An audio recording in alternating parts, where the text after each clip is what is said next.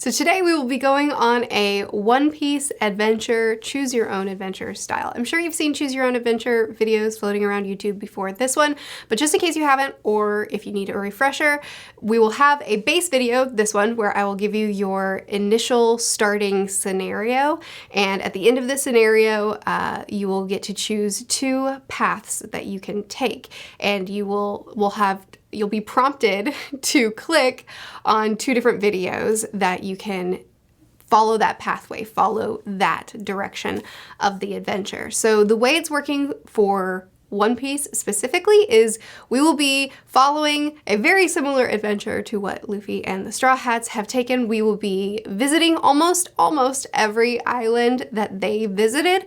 I've excluded a couple islands, a couple smaller islands that are just very Straw Hat centric that I had a hard time creating a unique plot line for us to follow outside of what the Straw Hats have already done.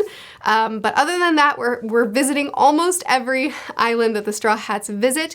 We will be interacting with characters that are familiar to us, that we've met before, that we've seen before on the Straw Hat adventure, but we will not be directly interacting with the Straw Hat storyline, except for just two arcs. But everything else, we are either arriving before or after the Straw Hats have been on that island, and we are having our own adventure just with some familiar faces. My goal with this video is to just have a relatively quick, fun, chill adventure through the One Piece world. For each island that we visit, there will be two, most of the time two, sometimes three scenarios that you can choose from, different storylines that you can choose from on each island. And at the end of each saga, there will be a battle, a confrontation that we have to face off against. So there are two different ways that you can go through this adventure. The first way I call Zen mode, where you're basically just going through the adventure. At the end of each scenario, you click which direction you want to take, which path you want to explore, and you explore that path. And when you come to the battle, you win the battle and you move forward, and it's just a chill, fun adventure.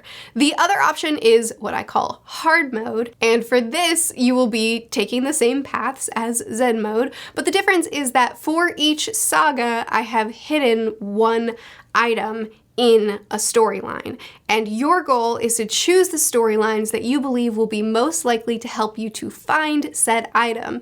And once you get to the end of the saga and you get to the battle, you will be required to have found that item in order to be able to defeat your opponent. If you get to the battle and you haven't found an item yet, then you will be prompted to go back to the beginning of the saga, explore different storylines, and try to find that item so that this time you can defeat your opponent. Not every pathway will lead to something. Sometimes it'll just lead to a nice little scenario, a fun little story, and sometimes it'll lead to an island. Whether you choose to do Zen mode or hard mode, whether you want to just have the adventure or have the little extra challenge, the story plays through with the same mechanics, so it's pretty simple. Just pick the way that you want to do this adventure and start clicking. The only exception to the setup that I just mentioned is Thriller Bark, which is its own saga, but it didn't really work within the mechanics that I've created, so Thriller Bark has now been mashed into the Summit War saga. And now we begin our adventure. First scenario. Your story begins on a creaking ship. The waves move you back and forth on your narrow cot, and the wood groans against the waves. A single light flickers above you, casting shadows on the wall. 5 more minutes, you mutter to yourself. 5 more minutes, and then I'll get up.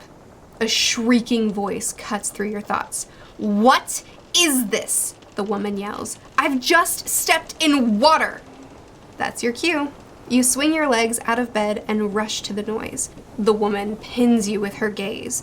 She leans in close to your face, her breath forcing you to inch back away. Why is there a puddle on my ship?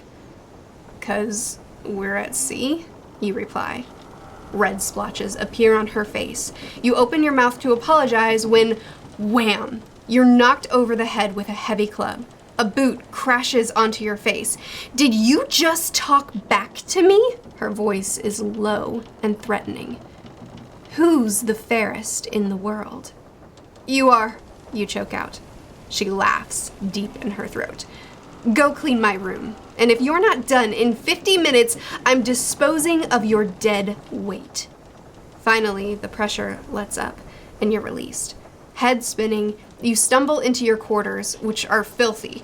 Your captain demands a clean ship, but she can't be bothered to clean up after herself. Clothes are tossed everywhere. Half-eaten food has been left out to rot, and there's a smell that is far too close to rotting flesh for comfort coming from under her bed. There's an open window, and outside is a small boat. There's a kid on board who's been building it for the last 2 years, and it's finally done. And really, he's a wimp. He's never going to use it. But the captain did say the next stop was Orangetown. You could just wait this out and make your escape there. You make up your mind. You're going to. Now is the time for you to choose your first path. Would you like to clean her room and wait until you get to the next island to forge your own path? Or are you going to jump out the window, steal the boat, and find your way now? If you'd like to clean your quarters, you can pick this video here, and if you'd like to steal the boat, you can click this video here. I'm looking forward to seeing you on your next path.